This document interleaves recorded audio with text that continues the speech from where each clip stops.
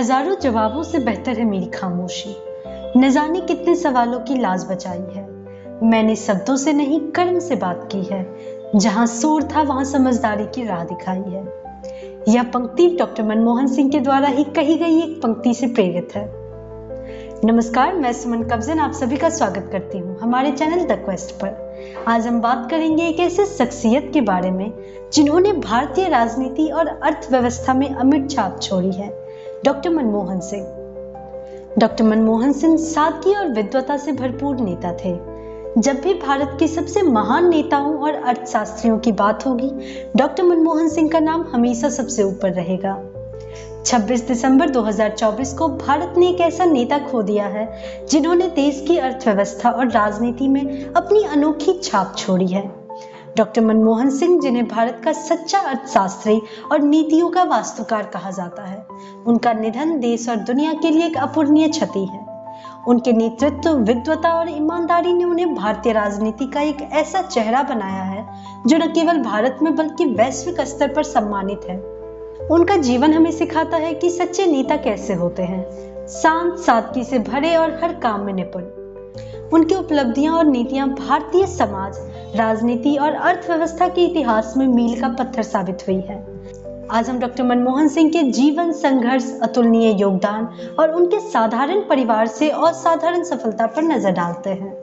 Doctor Manmohan Singh का जन्म 26 सितंबर 1932 को ब्रिटिश भारत के पंजाब प्रांत के गांव में हुआ था, जो अब पाकिस्तान का हिस्सा है।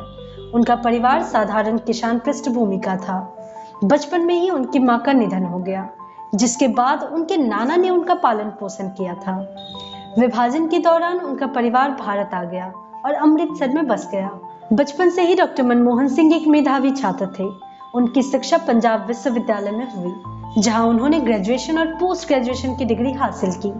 इसके बाद वे कैम्ब्रिज विश्वविद्यालय गए और अर्थशास्त्र में ग्रेजुएशन की डिग्री हासिल की। कैम्ब्रिज में पढ़ाई के दौरान उन्हें प्रतिष्ठित एडम स्मिथ पुरस्कार से सम्मानित किया गया, जो उनकी बौद्धिक क्षमता का प्रमाण था। उन्होंने ऑक्सफोर्ड विश्वविद्यालय से अर्थशास्त्र में पीएचडी पूरी की। उनकी थीसिस का विषय India's export performance 1951 to 1960 and interdisciplinary analysis था, जिसने उन्हें अंतर्राष्ट्रीय ख्याति भी दिलाई। डॉक्टर मनमोहन सिंह ने अपनी पेशेवर यात्रा एक प्रोफेसर के रूप में शुरू की। उन्होंने दिल्ली स्कूल ऑफ इकोनॉमिक्स में पढ़ाया और अर्थशास्त्र के क्षेत्र में नई सोच और दृष्टिकोण प्रस्तुत किए। बाद में उन्होंने संयुक्त राष्ट्र और विश्व बैंक जैसी संस्थाओं में भी अपनी सेवाएं दी। 1971 में वे भारत सरकार के वित्त मंत्रालय में आर्थिक सलाहकार नियुक्त हुए। इसके बाद उन्होंने योजना आयोग के उपाध्यक्ष, भारतीय रिजर्व बैंक के गवर्नर और प्रधानमंत्री के आर्थिक सलाहकार जैसे महत्वपूर्ण पदों पर भी कार्य किया। 1991 में भारत गंभीर आर्थिक संकट का सामना कर रहा था। विदेशी मुद्रा भंडार लगभग समाप्त हो चुका था और देश दिवालियापन के कगार पर था। यह वह समय था जब डॉक्टर मनमोहन सिंह को वित्त मंत्री के रूप में नियुक्त किया गया था। उन्होंने तत्कालीन प्रधानमंत्री पीवी नरसिम्हा राव के नेतृत्व में आर्थिक सुधारों की नींव रखी। डॉक्टर मनमोहन सिंह जी ने लाइसेंस राज का अंत किया, जिससे उद्यमिता को बढ़ावा मिला। उन्होंने भारत की अर्थव्यवस्था को खोलते हुए विदेशी निवेश को आमंत्रित किया। उनकी नीतियों ने भारतीय अर्थव्यवस्था को वैश्विक मंच पर प्रतिस्पर्धा बना दिया। इन सुधारों ने भारत की जीडीपी वृद्धि दर को नई ऊंचाइयों तक पहुंचाया और देश को आर्थिक संकट से उबरने में मदद की। उनके योगदान को भारत के आर्थिक इतिहास में नई आर्थिक नीति के रूप में याद किया जाता है। डॉक्टर मनमोहन सिंह 2004 से 2014 तक भारत के प्रधानमंत्री रहे। उनका कार्यकाल भारतीय राजनीति और अर्थव्यवस्था के लिए कई मायनों में ऐतिहासिक रहा है। उन्होंने देश को स्थिरता, प्रगति और सामाजिक सुधारों की दिशा में अग्रसर किया। अगर हम डॉक्टर मनमोहन सिंह की कुछ प्रमुख उपलब्धियों की बात करें, तो सबसे पहले भारत अमेरिका परमाणु समझौते का जिक्र करना जरूरी है। डॉक्टर मनमोहन सिंह के कार्यकाल की ये सबसे बड़ी उपलब्धियों में से एक थी। इस समझौते ने भारत को परमाणु ऊर्जा के क्षेत्र में आत्मनिर्भर बनाने में मदद की और ऊर्जा संकट से निपटने का रास्ता दिखाया। इसे सही मायनों में एक मील का पत्थर कहा जा सकता है। उनके कार्यकाल में कई सामाजिक योजनाएं भी शुरू की गई, जैसे ग्रामीण इलाकों में रोजगार सुनिश्चित करने के लिए मनरेगा की शुरुआत की गई। हर बच्चे को प्राथमिक शिक्षा का अधिकार देने के लिए राइट टू एजुकेशन और ग्रामीण स्वास्थ्य सेवाओं के सुधार लाने के लिए नेशनल रूरल हेल्थ मिशन की शुरुआत की गई थी।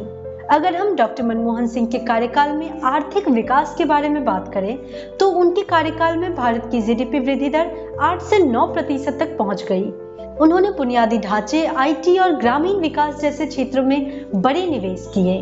डॉक्टर मनमोहन सिंह के नेतृत्व में भारत ने G20 और ब्रिक्स जैसे अंतर्राष्ट्रीय मंचों पर अपनी स्थिति मजबूत की। उनके कार्यकाल में आईटी और टेलीकॉम क्षेत्र में बड़े बदलाव हुए। मोबाइल और इंटरनेट क्रांति को उन्होंने सही दिशा दी, जिसने देश को डिजिटल युग में आगे बढ़ने में मदद की। ये सभी उपलब्धियां दिखाती है कि डॉक्टर मनमोहन सिंह ने सिर्फ देश की आर्थिक और सामाजिक स्थिति को ही नहीं बल्कि भारत को अंतर्राष्ट्रीय स्तर पर भी नई ऊंचाइयों तक पहुंचाया। इस कार्यकाल के दौरान उन्हें कई बार चुनौतियों और आलोचनाओं का सामना करना पड़ा, जैसे उनके कार्यकाल में 2G स्पेक्ट्रम और कोयला घोटाला जैसे भ्रष्टाचार के आरोप लगे। इन विवादों ने उनकी छवि को प्रभावित किया। विपक्ष ने उन्हें कमजोर प्रधानमंत्री करार दिया, लेकिन डॉक्टर मनमोहन सिंह ने हमेशा अपने काम और सादगी से आलोचनाओं का सामना किया है। डॉक्टर मनमोहन सिंह का व्यक्तित्व उनकी विद्वता और सादगी का प्रतीक था। वे विवादों से दूर रहते हुए अपने काम पर ध्यान केंद्रित करते थे। उनके नेतृत्व का मूल मंत्र था, शब्दों से नहीं कार्यों से नेतृत्व करो। उनकी मृदुभाषिता और शांत स्वभाव ने उन्हें जनता और सहयोगियों के बीच बेहद लोकप्रिय बनाया। 26 दिसंबर 2024 को डॉक्टर मनमोहन सिंह का निधन हो गया। उनके निधन पर पूरे देश और दुनिया में शोक की लहर दौड़ गई। उनकी मृत्यु पर राष्ट्रपति, प्रधानमंत्री और अन्य वैश्विक नेता, चाहे वो पक्ष के हो या विपक्ष के, सभी ने उनके योगदान को याद किया तथा शोक व्यक्त किया। डॉक्टर मनमोहन सिंह का निधन एक युग के अंत का प्रतीक है। वे न केवल भारत के महान अर्थशास्त्री और नेता थे, बल्कि एक ऐसे व्यक्तित्व थे जिन्होंने भारत को आर्थिक और सामाजिक रूप से नई ऊंचाइयों पर पहुंचाया। डॉक्टर मनमोहन सिंह ने दिखाया कि नेतृत्व का अर्थ केवल भाषण देना नहीं, बल्कि ठोस नीतियों और कार्यों से बदलाव लाना है। उनका जीवन और उनकी विरासत भारतीय राजनीति और समाज के लिए हमेशा प्रेरणा का स्रोत बनी रहेगी। तो दोस्तों, आज के लिए बस इतना ही। अगली वीडियो में फिर मुलाकात होगी। तब तक के लिए हमारे साथ जुड़े रहिए और देखते रहिए the quest. This is your host Suman Kabjan signing of.